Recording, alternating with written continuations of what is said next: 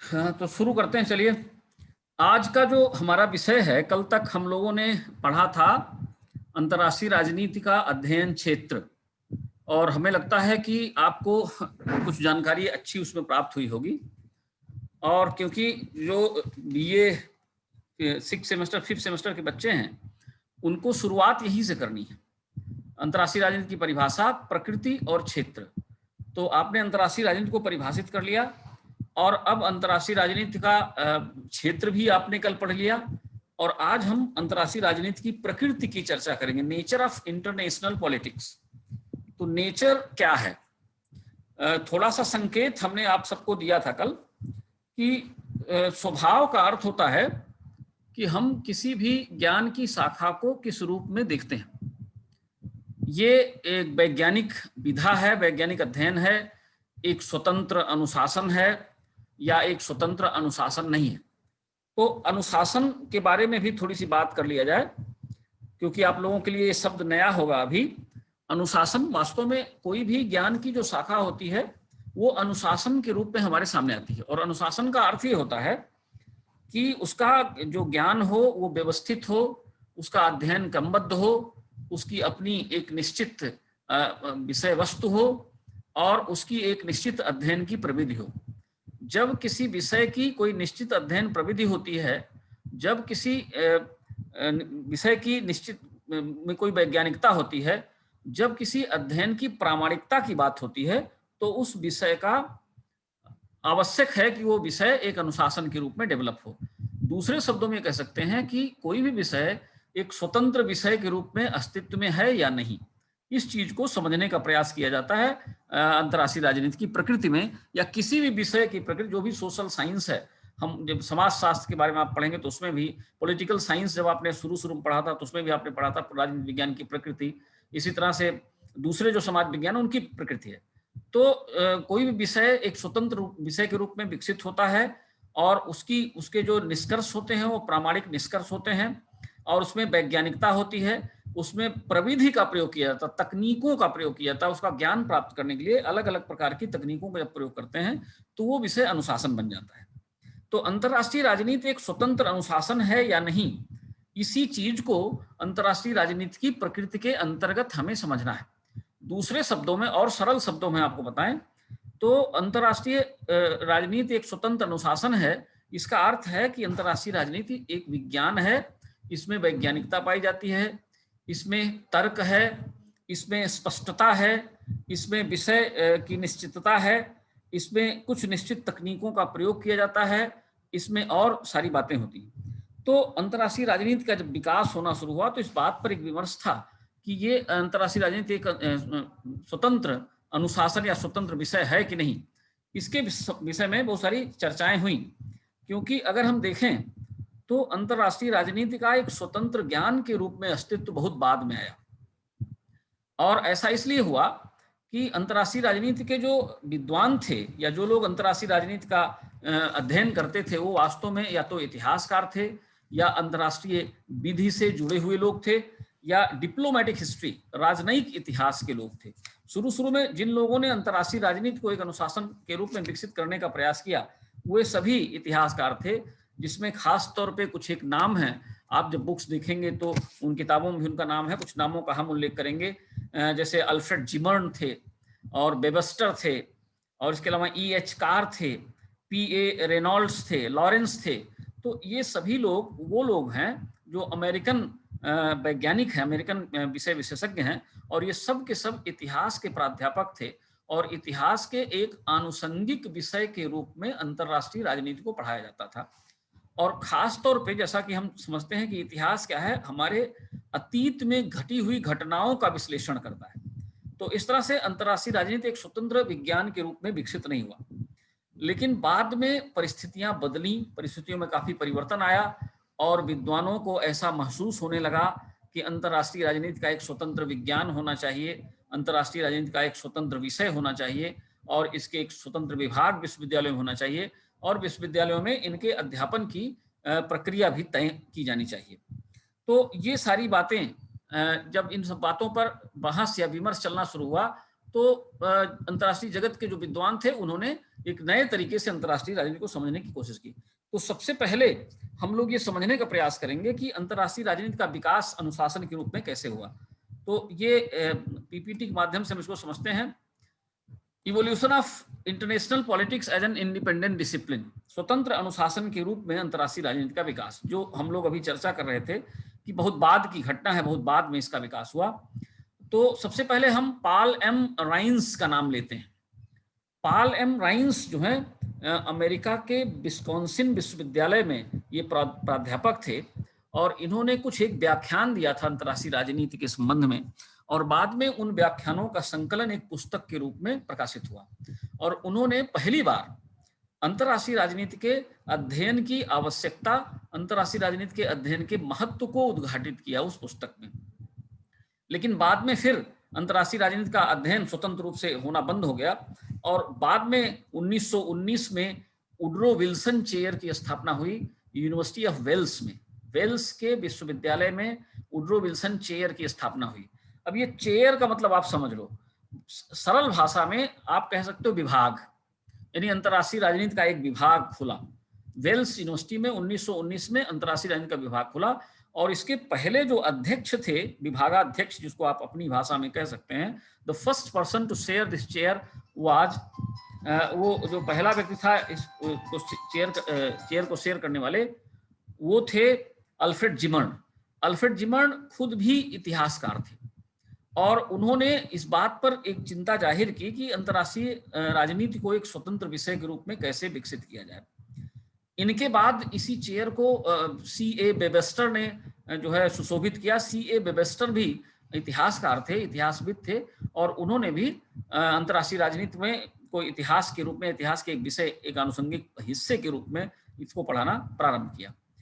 तो इस तरह से जो शुरू में अंतर्राष्ट्रीय राजनीति था वो वास्तव में एक स्वतंत्र विषय न होकर ये इतिहास का एक हिस्सा था, कूटनीतिक इतिहास का एक हिस्सा था, राजनयिक इतिहास का एक हिस्सा था, जिसमें जो घटनाएं घटित होती थी अंतर्राष्ट्रीय जगत में उनके इतिहास का विश्लेषण किया जाता था। वर्तमान में उन घटनाओं का स्वरूप क्या है और उनका जो प्रभाव आने वाले समय में होने वाला है उसके संबंध में चर्चाएं नहीं की जाती थी इसमें। तो इस तरह से एक स्वतंत्र विषय के रूप में 1919 तक ये विषय विकसित नहीं हो पाया था और इतिहास, कूटनीति और अंतर्राष्ट्रीय विधि के एक हिस्से के रूप में अंतर्राष्ट्रीय राजनीति को पढ़ा जाता था। और यही कारण था कि अंतर्राष्ट्रीय राजनीति की पहचान जो थी वो अंतर्राष्ट्रीय राजनीति के रूप में न होकर कभी उसको इंटरनेशनल रिलेशन कहा जाता था, अंतर्राष्ट्रीय संबंध कहा जाता था, कभी उसको अंतर्राष्ट्रीय मामले के रूप में उसको परिभाषित करने का प्रयास किया जाता था, कभी वर्ल्ड अफेयर्स की संज्ञा उसको दी जाती थी और कभी वर्ल्ड पॉलिटिक्स की संज्ञा दी जाती थी। और आज के संदर्भ में अगर आप देखें तो एक नया टर्म आ गया है, नई बात आ गई है और वो नई बात है जिसको हम ग्लोबल पॉलिटिक्स कहते हैं और जो बड़ी यूनिवर्सिटीज हैं उसमें ग्लोबल पॉलिटिक्स जो है एक विषय के रूप में पढ़ाया जाता है। अब हम अंतर्राष्ट्रीय राजनीति के विकास के चरण, एक विज्ञान के रूप में, एक अनुशासन के रूप में विकास के चरण की बात करते हैं। केनेथ थॉमसन एक अंतर्राष्ट्रीय राजनीति के बहुत बड़े विशेषज्ञ हैं। इन्होंने 4 चरण बताए हैं। पहला जो चरण है वो प्रथम विश्व युद्ध के पहले का चरण है। हम सभी जानते हैं कि 1914 में प्रथम विश्व युद्ध प्रारंभ होता है और 1914 से 1919 तक पहला विश्व युद्ध चला। और उस समय जो है, जो हम लोग अभी चर्चा कर रहे थे कि जो पहला चरण था उस समय अंतर्राष्ट्रीय राजनीति को एक स्वतंत्र विषय के रूप में मान्यता प्राप्त नहीं थी और जो राजनयिक इतिहासकार थे, राजनयिक इतिहासकारों के द्वारा अंतर्राष्ट्रीय राजनीति को पढ़ाया जाता था या अंतर्राष्ट्रीय राजनीति का ज्ञान उपलब्ध कराया जाता। तो एक तरह से इसको डोमिनेट किया गया, यानी उनका वर्चस्व था, उनका प्रभुत्व था राजनयिक इतिहासकारों का, और वही जो है एक विषय के रूप में अंतर्राष्ट्रीय राजनीति को पढ़ाते थे। इसके बाद उनका जो इंटेंशन था वो केवल अतीत का अध्ययन था, क्योंकि हम सभी जानते हैं कि इतिहास का संबंध वास्तव में अतीत की घटनाओं से ही होता है, वर्तमान संदर्भ में इतिहास देखने का प्रयास नहीं करता है। तो अतीत में जो घटनाएं अंतर्राष्ट्रीय जगत में घटती थी उन्हीं घटनाओं के अध्ययन का कोशिश किया जाता था। एक इंटेंशन इन लोगों का था, एक इरादा इनका था कि अतीत का अध्ययन किया जाए, और इस तरह से जो वर्तमान में घटित होने वाली घटनाएं थी वो पूरी तरह से छूट जाती थी। तो अब आगे दूसरी बात क्या था, ये लोग केवल तथ्यों पर फोकस करते थे, जो फैक्ट्स है, जो एक्चुअल फैक्ट्स है। भविष्य में क्या हो सकता है, भविष्य की संभावनाएं क्या हो सकती हैं, उन संभावनाओं को फोकस नहीं करते थे। जो तथ्य एक्चुअल में जो घटित होता था उन्हीं की व्याख्या की जाती थी। उससे अतिरिक्त, उससे अलग हटकर कोई दूसरा कार्य नहीं किया जाता था। भविष्य के जो पक्ष थे, भविष्य के पहलुओं पर अंतर्राष्ट्रीय संबंधों की जानकारी नहीं दी जाती थी। अब एक तरह से आप कह सकते हैं भविष्यवाणी की कोशिश नहीं की जाती थी। इसी तरह से इन विद्वानों के द्वारा शुरुआत में किसी भी सार्वभौमिक सिद्धांत को विकसित करने का प्रयास नहीं किया गया। ये सार्वभौमिक सिद्धांत क्या होता है? एक ऐसा सिद्धांत जो सभी के ऊपर लागू, एक ऐसा सिद्धांत जो एक प्रामाणिक सिद्धांत के रूप में हमारे सामने आए और हम उसका अध्ययन करना शुरू करें। तो इस तरह से अंतर्राष्ट्रीय राजनीति पहले चरण में एक राजनयिक इतिहास का हिस्सा बनकर रह गया और उसमें भविष्य के लिए या अंतर्राष्ट्रीय राजनीति में रुचि रखने वाले विद्यार्थियों के लिए किसी प्रकार का कोई डेवलपमेंट इस काल में नहीं हुआ। दूसरा जो फेज था उसको इंटरवार पीरियड कहा जाता है, अंतर युद्ध काल, अर्थात युद्ध के दौरान जो 14 से लेकर 19 तक जो युद्ध की स्थिति थी उसमें उसकी बात की जाती है। और इसके अलावा प्रथम विश्व युद्ध से द्वितीय विश्व युद्ध के दौरान जो समय था उसके बाद भी उस पर चर्चा की जाती थी। थोड़ा सा धीरे धीरे रुचि अंतर्राष्ट्रीय राजनीति का अध्ययन करने वाले जो विद्वान थे उनमें रुचि जागृत होना शुरू हुई। और जो प्रेजेंट, जो करेंट इवेंट्स था, जैसा कि अभी हम आपसे चर्चा कर रहे थे कि जो डिप्लोमेटिक हिस्ट्री के समर्थक थे, राजनयिक इतिहास के जो पढ़ने और पढ़ाने वाले थे, वो पहले अतीत के बारे में बात करते थे, लेकिन जब घटनाओं में परिवर्तन आया और विश्व युद्ध जैसी घटना घटित हुई तो थोड़ा सा परिवर्तन हुआ अंतर्राष्ट्रीय राजनीति के अध्ययन में। और ये आवश्यकता महसूस हुई कि जो तात्कालिक घटनाएं हैं उन पर भी जोर दिया जाए। तो दूसरे फेज में तात्कालिक घटनाओं के अध्ययन की भी शुरुआत की गई कि जो घटना घटित होती है उसका कारण क्या होता था, वो घटना क्यों घटित होती थी, और इसके बारे में भी जानकारी प्राप्त करने की कोशिश की जाने लगी। यह विश्लेषण करने का प्रयास किया गया कि जो डिप्लोमेटिक हिस्टोरियंस थे उन्होंने किन बातों को छोड़ दिया था, क्योंकि डिप्लोमेटिक हिस्टोरियन केवल अतीत की बात करते थे, वर्तमान की बात नहीं करते थे, वर्तमान में क्या घटनाएं घटित हो रही उनकी बात नहीं करते थे। तो ये कोशिश की गई कि उन बातों पर भी फोकस किया जाए इतिहास इन विद्वानों के द्वारा जिन बातों को राजनयिक इतिहासकारों के द्वारा छोड़ दिया गया था। अर्थात राजनयिक इतिहासकार वर्तमान से संबद्ध नहीं थे। आज की तारीख में जो घटना घटित होती है उस घटना का विश्लेषण करने से उनका कोई सरोकार नहीं था। तो उन्होंने उन बातों पर भी फोकस किया जाने लगा जिसको उन्होंने छोड़ दिया था। और इस प्रकार एक इंटीग्रल अप्रोच, एक जो है एकीकृत दृष्टिकोण विकसित होना शुरू हुआ अंतर्राष्ट्रीय संबंधों के बारे में, कि मतलब अंतर्राष्ट्रीय संबंधों के अध्ययन का एक सटीक और एक निश्चित जो है उसकी विषय वस्तु होनी चाहिए। इसके संबंध में लोगों ने सोचना शुरू कर दिया। और करंट जो घटनाएं थी इसमें थोड़ी सी कमी रह गई थी कि वर्तमान घटनाओं का अध्ययन तो करते थे, उन्होंने करना शुरू कर दिया, लेकिन एक जो सबसे बड़ी समस्या थी कि वर्तमान घटनाओं का अतीत की घटनाओं से संबंध स्थापित करके कोई अध्ययन नहीं था। दूसरे शब्दों में कह सकते हैं कि जो अतीत की घटनाएं होती हैं और जो वर्तमान में घटना होती है उसमें एक एसोसिएशन होता है। जो आज की घटना घटित हो रही है किसी न किसी रूप में वो भूतकाल में घटित घटनाओं से प्रभावित होती है। तो एक समस्या ये रह गई कि एक तुलनात्मक जो स्टडी होनी चाहिए, कंपैरेटिव स्टडी जो होनी चाहिए पास्ट और प्रेजेंट में, वो अभी भी शुरू नहीं हुआ। जो सेकेंड फेज था उसमें यद्यपि उन्होंने वर्तमान का अध्ययन तो प्रारंभ किया, लेकिन एक कंपैरेटिव स्टडी का अभाव अभी भी था। अर्थात वर्तमान को अतीत से जोड़ने की कोई कवायद या वर्तमान को अतीत से जोड़ने की कोई बात उस समय नहीं उठाई गई। इसी प्रकार किसी प्रकार के सैद्धांतिक आधार को विकसित नहीं किया गया, यानी थ्योरी ऑफ इंटरनेशनल पॉलिटिक्स, मतलब ऐसी कोई थ्योरी उस समय विकसित करने की कोशिश नहीं की गई इनके द्वारा। तो ये एक कमी दूसरे काल में भी रह गई। अब हम तीसरे काल में अंतर्राष्ट्रीय राजनीति के विकास की बात करते हैं, थर्ड फेज। ये जो थर्ड फेज है ये प्रथम विश्व युद्ध के बाद का काल है, यानी 1919 के बाद का काल। आप सभी ये जानते हैं कि जब विश्व युद्ध हुआ तो बहुत विनाश हुआ और बहुत नुकसान भी हुआ, जन धन की हानि हुई। और ऐसी स्थिति में जो विद्वान थे, जो विश्लेषक थे, उनके लिए ये आवश्यक हो गया है जानना कि ऐसा कोई डिवाइस डेवलप किया जाए या ऐसा कोई संगठन बनाया जाए या ऐसी कोई संस्था बनाई जाए जिसके माध्यम से विश्व में होने वाले ऐसे युद्धों की विभीषिका को रोका जा सके। उन्होंने कहा कि एक ऐसा मैकेनिज्म होना चाहिए that can bring about piece, जो समन्वय समाज में स्थापित कर सके, जो शांति समाज में स्थापित कर सके। और इस तरह से जो पोस्ट वार डेवलपमेंट हुआ, युद्ध के बाद जो विकास हुए, जो लोगों में ये बात आई कि शांति को कैसे स्थापित किया जाए, समन्वय को कैसे स्थापित किया जाए, संस्थाएं बनाई जाए कि ना, इंस्टीट्यूशनलाइजेशन ऑफ इंटरनेशनल इवेंट्स, अंतरराष्ट्रीय घटनाओं का संस्थाकरण।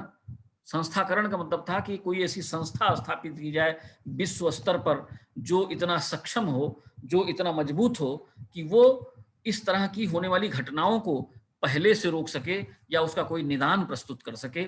और हम जानते हैं कि 1920 में लीग ऑफ नेशंस की स्थापना हुई, और लीग ऑफ नेशंस की जो स्थापना थी उसका मूल उद्देश्य यही था कि लीग ऑफ नेशंस एक ऐसी संस्था बने जो अंतर्राष्ट्रीय जगत में जो मतभेद हैं, जो डिफरेंसेज हैं, जो डिसएग्रीमेंट्स हैं, जो अभी हम लोगों ने पढ़ा था कि एक असहमति जो राष्ट्रों के बीच में होती है, उस असहमति को युद्ध तक ना पहुंचने दिया जाए, उस असहमति को संघर्ष तक ना पहुंचने दिया जाए और उसका समाधान पहले कर लिया जाए। तो इस जो तीसरा काल था, इस काल में इंस्टीट्यूशनलाइजेशन हुआ, यानी संस्थागतकरण हुआ। लोगों ने एक संस्था की तलाश करना शुरू कर दिया, एक ऐसे संगठन की तलाश करना शुरू कर दिया जो राष्ट्रों के अधिकारों को, मानवीय अधिकारों को सुरक्षित रखे, जो विश्व में शांति की स्थापना कर सके, जो विश्व में समन्वय स्थापित कर सके। तो इस तरह से एक निश्चित लक्ष्य और मूल्यों की पहचान इस काल में प्रारंभ हुई। और परिणाम क्या हुआ कि जो अध्येता थे, जो विद्वान थे, उन्होंने अंतर्राष्ट्रीय कानून और अंतर्राष्ट्रीय संस्थाओं की स्थापना पर फोकस करना प्रारंभ कर दिया कि एक ऐसा लॉ होना चाहिए जो बाइंडिंग हो, या जो कम से कम इतना नियंत्रण जरूर स्थापित कर सके, इतना विनियमन कर सके कि एक राज्य दूसरे राज्य के अधिकारों का उल्लंघन न कर पाए या उसमें अतिक्रमण न कर पाए। तो इस तरह से वुड्रो विल्सन चेयर जो स्थापित हुआ 1919 में बेल्स विश्वविद्यालय के अंतर्गत, जिसके पहले विभागाध्यक्ष अल्फ्रेड जिमर्न थे, उसके कुल 3 प्रमुख जो है स्तंभ थे। एक तो कूटनीतिक इतिहास, दूसरा अंतर्राष्ट्रीय कानून, और तीसरा अंतर्राष्ट्रीय संगठन और पॉलिटिकल रिफॉर्म। ये पॉलिटिकल रिफॉर्म को हम अंतर्राष्ट्रीय संगठन के साथ जोड़ लेते हैं, या आप इसको चौथा स्तंभ बना लें, चौथा स्तंभ के रूप में। 4 ऐसी बातें अस्तित्व में निकल कर आई कि कूटनीतिक इतिहास जो था उससे अलग हटके अंतर्राष्ट्रीय विधि का माध्यम आना चाहिए, अंतर्राष्ट्रीय विधि का अध्ययन किया जाना चाहिए, और अंतर्राष्ट्रीय संगठनों के स्थापना का प्रयास किया जाना चाहिए। और इसके अलावा अंतर्राष्ट्रीय जगत में एक राजनीतिक सुधार की प्रक्रिया शुरू होनी चाहिए, एक पॉलिटिकल रिफॉर्म की प्रक्रिया शुरू होनी चाहिए जो देशों के बीच होने वाले गतिरोधों को या उनके बीच आने वाली असहमतियों को दूर कर सके। अब चौथा जो फेज था, जो केनेथ थॉमसन ने बताया है, ये आप ध्यान रखिएगा कि ये जो फेज बताया गया है, केनेथ थॉमसन ने 4 फेजेज बताए। पहला फेज था prior to first world war, विश्व युद्ध के पहले की जो स्थिति थी। दूसरा फेज था इंटरवार, और तीसरा इंटरवार माने अंतर युद्ध की स्थिति, अर्थात युद्ध के दौरान की जो स्थिति थी उसमें अंतर्राष्ट्रीय राजनीति का स्वरूप कैसा था। और जो तीसरा फेज था जिसमें संस्थागतकरण की बात हुई, अर्थात संस्थाओं की स्थापना की बात हुई, वो पोस्ट फर्स्ट वर्ल्ड वार फेज था। ये जो चौथा फेज है ये वास्तव में द्वितीय विश्व युद्ध के पहले का फेज है, और आप कह सकते हैं कि द्वितीय विश्व युद्ध के दौरान भी इस फेज विस्तारित हुआ। तो हम ये जानते हैं कि लीग ऑफ नेशंस की स्थापना 1920 में हुई, और लीग ऑफ नेशंस ने अंतर्राष्ट्रीय जो जगत के लोग थे या अंतर्राष्ट्रीय जगत के जो अध्येता थे उनको एक तरह से उदासीन किया, अर्थात उनकी अपेक्षाओं पे खरा नहीं उतरा, और फिर से नया विश्व युद्ध, दूसरा विश्व युद्ध शुरू हो गया 1939 में।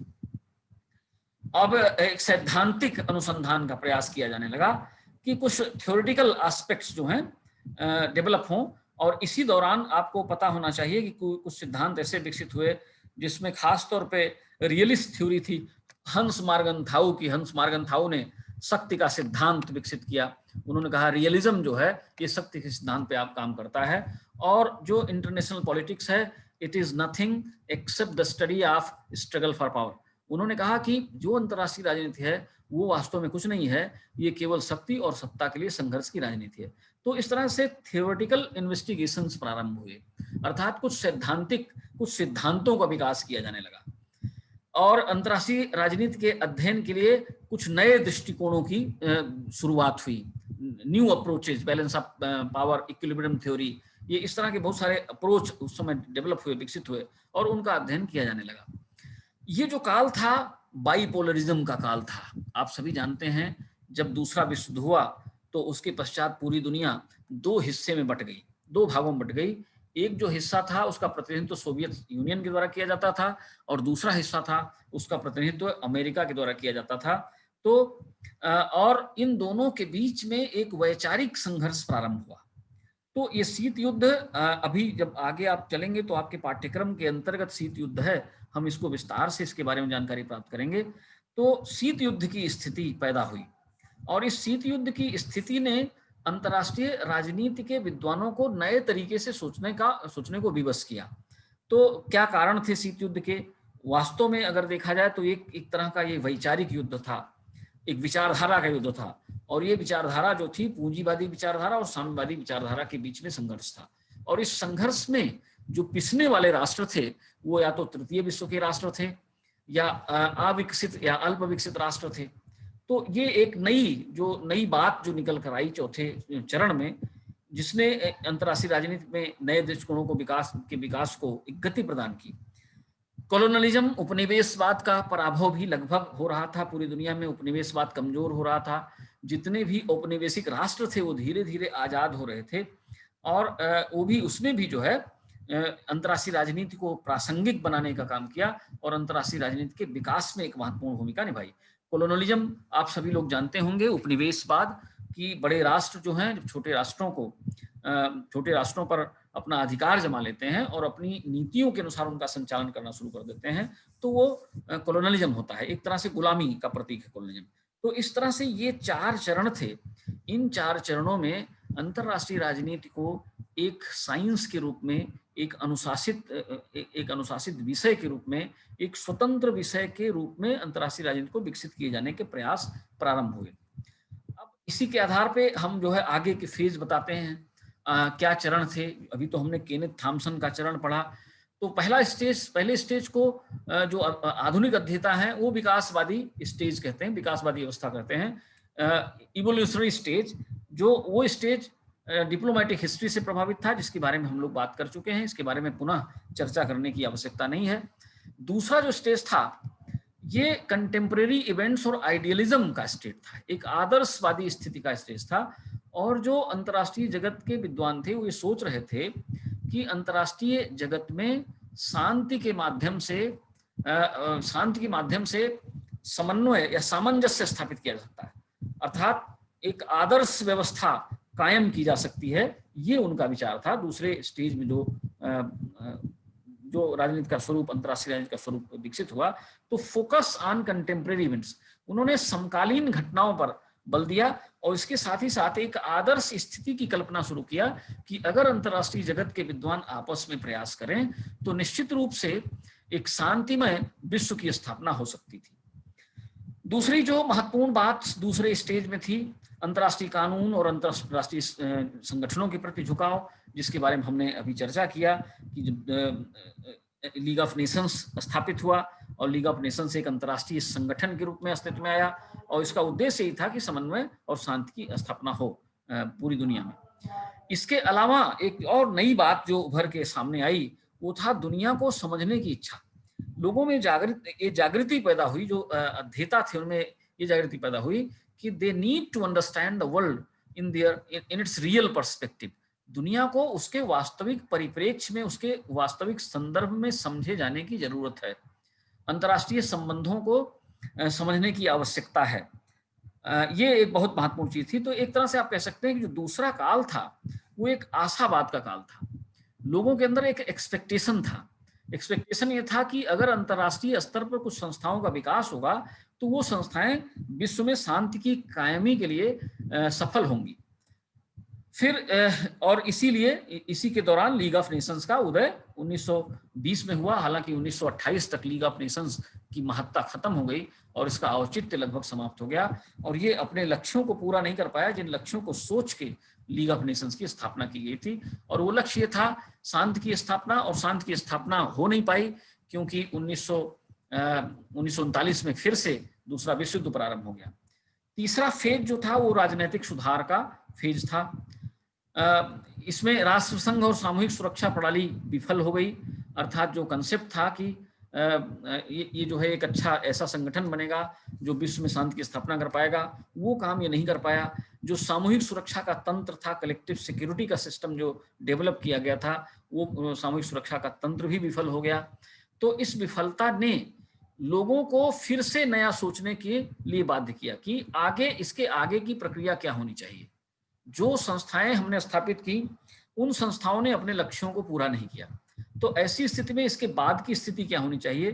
कुछ और नए सिद्धांत, कुछ और नए मानक तय किए जाने चाहिए अंतर्राष्ट्रीय राजनीति के अध्ययन के, जिनके आधार पर विश्व को ठीक से समझा भी जा सके, अंतर्राष्ट्रीय संबंधों को सही तरीके से व्याख्यायित किया जा सके, राष्ट्रों के बीच जो समन्वय है और राष्ट्रों के बीच में जो सामंजस्य है उसको स्थापित किया जा सके। और इस तरह से अंतर्राष्ट्रीय राजनीति में यथार्थवाद का प्रारंभ हुआ, जिसकी चर्चा अभी हम लोग केनेथ थॉमसन के जो उनका जो चरण था उस चरण में कर रहे थे। मॉर्गनथाउ और जॉर्ज केनन जैसे विद्वान आते हैं, और मॉर्गनथाउ और जॉर्ज केनन ये लोग अंतर्राष्ट्रीय राजनीति को उसके वास्तविक यथार्थ में व्याख्यायित करने का प्रयत्न करते हैं, और ये बताते हैं कि शक्ति व्यवस्था को नियंत्रित करने का सबसे प्रमुख साधन है। और कोल्ड वार सिनेरियो की बात हम लोगों ने किया तीसरे चरण में।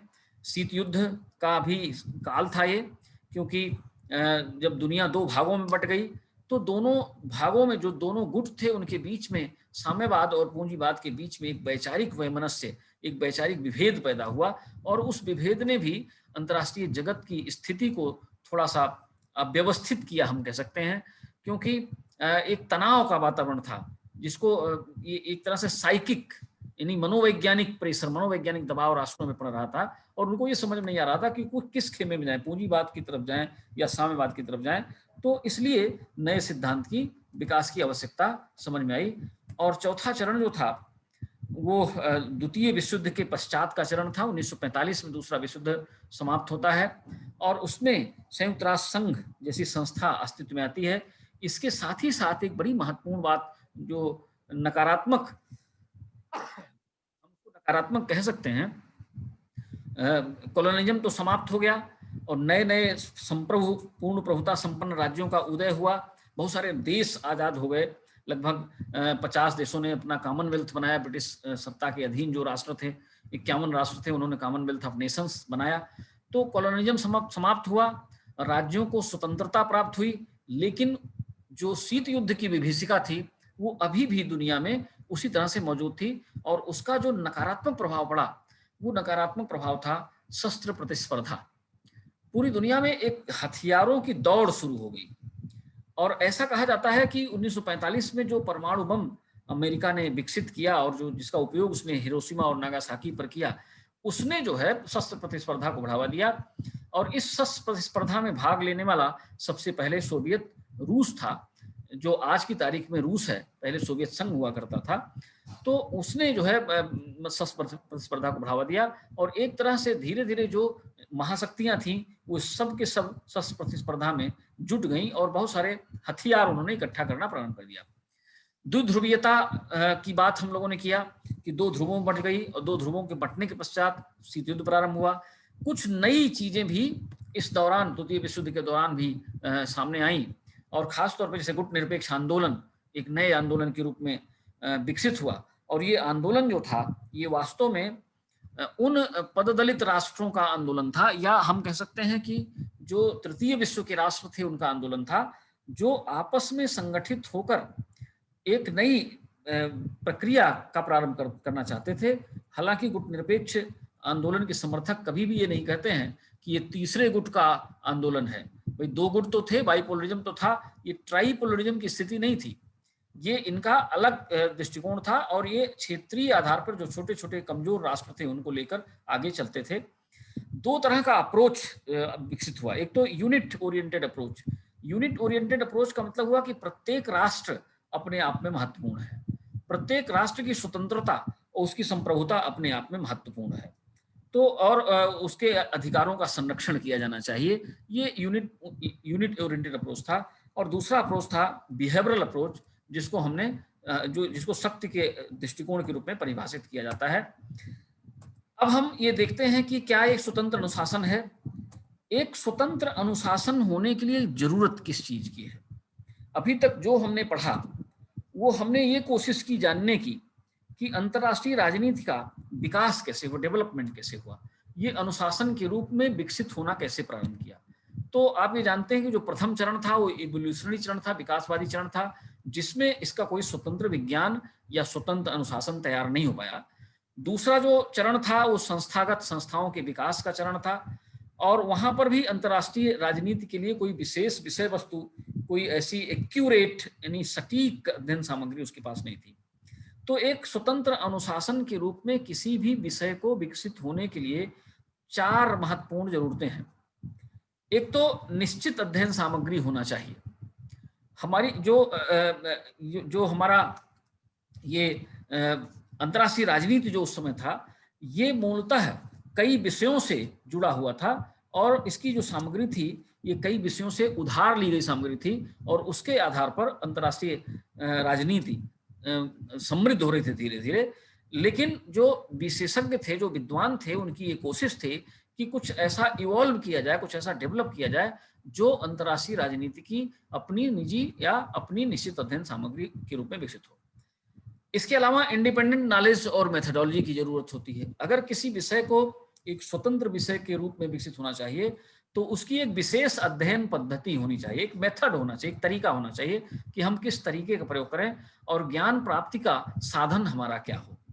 तो वो तरीका जो है एक वैज्ञानिक तरीका होता है। सुसंगठित अध्ययन सामग्री की आवश्यकता भी एक बहुत ही महत्वपूर्ण आवश्यकता है एक स्वतंत्र अनुशासन के रूप में किसी भी विषय के विकसित होने के लिए। और जो तीसरी बात हमने आपसे चर्चा किया, वैज्ञानिकतावाद, साइंटिफिज्म, कि इसमें वैज्ञानिक प्रविधियों का इंट्रोडक्शन यानी वैज्ञानिक प्रविधियों का प्रयोग होना चाहिए। और कैसे प्रयोग होगा उसको हम थोड़ा सा आगे जब चलेंगे तो अभी वो बात आएगी कि साइंटिफिज्म क्या है और साइंटिफिज्म का उपयोग अंतर्राष्ट्रीय राजनीति में किस प्रकार से किया जा सकता है, या ह्यूमैनिटीज मानविकी संप्रदाय के जितने भी विषय हैं उन विषयों में साइंटिफिज्म का प्रयोग कैसे किया जा सकता है। तो ये चार प्रमुख बातें हैं जो किसी भी विषय के एक स्वतंत्र विषय के रूप में विकसित होने में सहयोग प्रदान करती हैं। उसकी निश्चित अध्ययन सामग्री होनी चाहिए, उसकी एक निश्चित प्रविधि होनी चाहिए, उसके लिए एक स्वतंत्र ज्ञान का आधार होना चाहिए, सुसंगठित अध्ययन सामग्री होनी चाहिए और प्रामाणिकता होनी चाहिए, वैज्ञानिकता होनी चाहिए, जिसके आधार पर उस विषय को हम आगे की ओर विकसित कर सकें। पामर पर्किंस ने अंतर्राष्ट्रीय राजनीति के संबंध में ये स्पष्ट किया है कि एक स्वतंत्र अनुशासन कैसे है, ये है स्वतंत्र अनुशासन या नहीं है। उन्होंने बताया कि कोई भी अनुशासन या कोई भी ज्ञान एक स्वतंत्र अनुशासन के रूप में विकसित हो सकता है अगर उसकी विशिष्ट अध्ययन पद्धति हो, उसके अध्ययन का कोई टेक्निक हो, कोई तरीका हो, उसका एक विशिष्ट सिद्धांत हो और स्पेशलाइज्ड काइंड ऑफ नॉलेज, विशिष्ट प्रकार का ज्ञान उससे प्राप्त होता हो। अगर ये चीजें हैं तो हम ये मानेंगे कि वो विषय एक अनुशासन है। और अब हमारे लिए समीक्षा का बिंदु ये है कि क्या अंतर्राष्ट्रीय राजनीति में इन विषयों की उपलब्धता है, क्या ये सारी चीजें हैं, क्या अंतर्राष्ट्रीय राजनीति की एक विशिष्ट अध्ययन पद्धति है, क्या उसका एक विशिष्ट सिद्धांत है, क्या उसका ज्ञान विशिष्ट प्रकार का है। अगर ये चीजें हैं तो अंतर्राष्ट्रीय राजनीति एक विज्ञान की श्रेणी में आएगा, और अगर ये चीजें नहीं हैं तो विज्ञान की श्रेणी में नहीं आता है।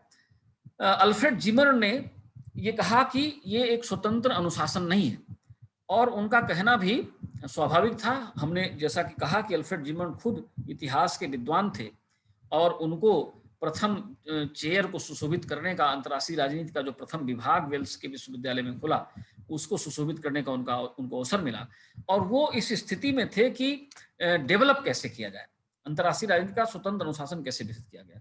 लेकिन उन्होंने शुरुआत में कहा कि it is not an independent discipline, एक स्वतंत्र अनुशासन नहीं है, क्योंकि इसका जो इसकी विषय वस्तु है वो हिस्ट्री से संबद्ध है, इसकी विषय वस्तु जो है वो अंतर्राष्ट्रीय विधि से संबद्ध है, इसकी विषय वस्तु जो है वो राजनयिक इतिहास से संबद्ध है, इसकी विषय वस्तु जो है वो मनोविज्ञान से जुड़ा हुआ है।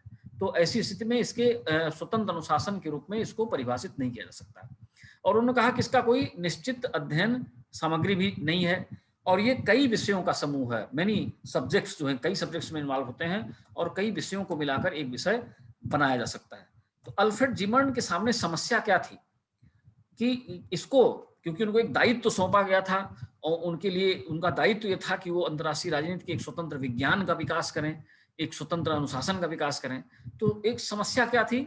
समस्या थी अंतर्राष्ट्रीय राजनीति को एक विज्ञान के रूप में विकसित करने की, और समस्या थी इस तरह की सामग्री को एकीकृत किए जाने की और उसको एडजस्ट किए जाने की जिसको केवल अंतर्राष्ट्रीय राजनीति के अंतर्गत समायोजित किया जा सके। तो इंटीग्रेशन की समस्या थी, इंटीग्रेशन और एसिमिलेशन ऑफ कंटेंट। एक ऐसी अध्ययन सामग्री खोजी जाए जिसको इंटीग्रेट किया जाए, इंटीग्रेट माने एकीकृत किया जाए, एक सूत्र में बांधा जाए और एक सूत्र में बांधकर उसको उस विषय के अध्ययन के लिए मतलब आगे बढ़ाया जाए। वैज्ञानिक सिद्धांतों को विकसित करने की समस्या थी, how to evolve scientific theories, scientism क्या है, उसमें तार्किकता कैसी लाई जाए, उसमें अनुसंधान की स्थिति को कैसे बनाया जाए, उसमें प्रेडिक्टिबिलिटी अर्थात उसमें पूर्व कथनीयता या भविष्य कथनीयता कैसे लाई जाए, कार्य कारण संबंधों की व्याख्या किस प्रकार से की जाए। तो साइंटिफिक प्रिंसिपल्स के इवॉल्व करने की भी समस्या थी और ये बहुत बड़ी बाधा थी अंतर्राष्ट्रीय राजनीति के एक विज्ञान के रूप में विकसित होने की। इसके साथ ही साथ एक सटीक और एक निश्चित अध्ययन सामग्री विकसित करने की समस्या भी उस समय थी। तो ये जो है कुछ समस्याएं थी जिनका उद्घाटन अल्फ्रेड जिमर्न के माध्यम से किया गया और उन्होंने कहा कि इन समस्याओं का समाधान करने के पश्चात ही अंतर्राष्ट्रीय राजनीति को एक अनुशासन के रूप में विकसित किया जा सकता है। अब हम आगे चलते हैं कि साइंस ऑफ इंटरनेशनल पॉलिटिक्स, अंतर्राष्ट्रीय राजनीति का विज्ञान। अंतर्राष्ट्रीय राजनीति विज्ञान है कि नहीं, इसको जो है विज्ञान की श्रेणी में रखा जा सकता है या नहीं। कुछ विद्वान हैं जैसे नॉर्थरोप थे, उन्होंने अपने लेख में international politics, science of international politics का उल्लेख किया। उन्होंने कहा कि अंतर्राष्ट्रीय राजनीति का एक निश्चित विज्ञान है और उसमें वैज्ञानिकता है, उसमें तार्किकता है, उसमें रेलेवेंस है, उसमें औचित्य है, उसमें अनुसंधान की संभावनाएं हैं। तो ये चीजें उन्होंने बताया कि इंटरनेशनल पॉलिटिक्स एक विज्ञान की अवस्था में है, विशिष्ट ज्ञान उसका है। हंस मार्गनथाउ ने किताब लिखी पॉलिटिक्स अमंग नेशंस, और पॉलिटिक्स अमंग नेशंस के शुरुआती चैप्टर में उन्होंने एक शब्द लिखा साइंस ऑफ इंटरनेशनल पॉलिटिक्स, अर्थात अंतर्राष्ट्रीय राजनीति का विज्ञान। तो हंस मार्गनथाउ ये कहते थे कि अंतर्राष्ट्रीय राजनीति की जो स्थिति है वो एक विज्ञान की स्थिति है। केनेथ थॉमसन और स्टैनली हॉफमैन ये इन्होंने पूरी तरह से घोषित कर दिया कि it can not be science. उन्होंने घोषित कर दिया कि अंतर्राष्ट्रीय राजनीति एक विज्ञान नहीं हो सकता है, एक मानविकी का विषय है जो कई विषयों से अध्ययन सामग्री लेके पुष्ट होता है। जॉर्ज केनन ने ये बताया कि ह्यूमैनिटीज ग्रुप के तहत इंटरनेशनल पॉलिटिक्स का कोई भी विज्ञान नहीं रखा जाना चाहिए, अर्थात जो ह्यूमैनिटीज हैं, जो समाज विज्ञान के जो विषय हैं, उन विषयों को हम विज्ञान की श्रेणी में नहीं रख सकते। क्विंसी राइट विद्वान, एक बहुत बड़े विद्वान है क्विंसी राइट, कहते हैं कि भविष्य में इसके विज्ञान होने की संभावना है, probability of becoming a science in future, आने वाले समय में इसको मतलब विज्ञान बनाया जा सकता है। अब आगे हम चलते हैं, कुछ लोग जो कहते हैं कि ये विज्ञान नहीं है। तो सबसे पहले विज्ञान नहीं है इसको समझने के लिए हमको क्या करना चाहिए। काजल तिवारी से मैं कहना चाहूंगा कि ये थोड़ा सा छेड़छाड़ न करें, इससे बीच बीच में इसमें कुछ आ जा रहा है तो निशान बन जा रहे हैं। काजल तिवारी निशान बन जा रहे हैं इसमें कुछ आप न करें। हक्सले कहते हैं कि विज्ञान क्या है। उन्होंने कहा science is an accurate knowledge, विज्ञान युक्ति और साक्ष्य पर आधारित सटीक ज्ञान है। अर्थात विज्ञान हम उसको कह सकते हैं जो किसी योजना पर, किसी निश्चित योजना पर आधारित हो और जिसका कोई एविडेंस हो, जिसके अध्ययन का कोई एविडेंस हो। तो अगर उसका एविडेंस है, युक्ति और साक्ष्य पर आधारित है, तो हम उसको विज्ञान की श्रेणी में रखते हैं। अर्थात दूसरे शब्दों में कह सकते हैं कि उनकी जो फाइंडिंग्स हैं या प्राप्त करते हैं उसका हम परीक्षण कर सकें, उसका एविडेंस कुछ दे सकें, ये घटना घटी, ये घटना सत्य है, ये घटना सटीक है, उसका हम साक्ष्य प्रस्तुत कर सके। अगर हमारे पास एविडेंस नहीं है, हमारे पास साक्ष्य नहीं है, तो हम उसको विज्ञान की श्रेणी में नहीं रख सकते। शेपर्ड ने विज्ञान होने के लिए कुछ आवश्यकताएं बताई। शेपर्ड ने कहा कि विज्ञान होने के लिए एक संक्षिप्त, सुसंगत और व्यवस्थित ज्ञान की आवश्यकता है। A brief, constant and systematic knowledge. अगर किसी भी विषय या किसी भी अनुशासन के अध्ययन में संक्षिप्त जानकारियां हमको प्राप्त होती हैं, और अगर सिस्टमेटिक नॉलेज, निरंतर कोई ज्ञान हमको प्राप्त होता है, तो वो विज्ञान की श्रेणी में आएगा। व्यवस्थित तथ्यों का होना विज्ञान में आवश्यक है। काज इफेक्ट रिलेशनशिप, अगर वैज्ञानिकता के लिए आवश्यक है कि कार्य कारण संबंध उसमें रहें, अर्थात जो घटनाएं घटती हों उन घटनाओं का स्पष्ट कारण होना चाहिए। अगर कोई घटना घटती है और उसका कोई निश्चित कारण है, तो निश्चित रूप से उसमें वो एक विज्ञान की श्रेणी में रखा जा सकता है। इसी तरह से विज्ञान के लिए एक आवश्यकता उन्होंने और बताया, पूर्व कथनीयता, प्रेडिक्टिबिलिटी। प्रेडिक्टिबिलिटी मतलब होता है कि हम आगामी भविष्य के बारे में जानकारी प्रदान कर सकें, हम ये दावे के साथ कह सकें कि आने वाले समय में क्या घटना घटित होने वाली है। तो विज्ञान ठोस तथ्यों पर आधारित होता है, और वो चाहता है कि हमें ये स्पष्ट जानकारी हो जाए कि आने वाले समय में क्या घटित हो सकता है। अगर ये चीजें हैं तो हम किसी भी अध्ययन विषय को विज्ञान की श्रेणी में रख सकते हैं। जिन विद्वानों ने अंतर्राष्ट्रीय राजनीति को विज्ञान नहीं माना है, उन्होंने कई तर्क दिए हैं अपने पक्ष में, और इन तर्कों के आधार पर वो सिद्ध करना चाहते हैं कि अंतर्राष्ट्रीय राजनीति का जो विषय है ये विज्ञान नहीं है। पहली बात उन्होंने कही, अध्ययन की एक निश्चित विधि की अनुपस्थिति। अंतर्राष्ट्रीय राजनीति में कोई मेथोडोलॉजी नहीं है, कोई टेक्निक नहीं, कोई टूल नहीं है, कोई ऐसा इंस्ट्रूमेंट नहीं है जिसका हम उपयोग कर सकें विशेष रूप से अंतर्राष्ट्रीय राजनीति की जानकारी प्राप्त करने के लिए। तो क्योंकि कोई विधि का विकास नहीं हुआ है, इसलिए हम अंतर्राष्ट्रीय राजनीति को विज्ञान की श्रेणी में नहीं रखेंगे।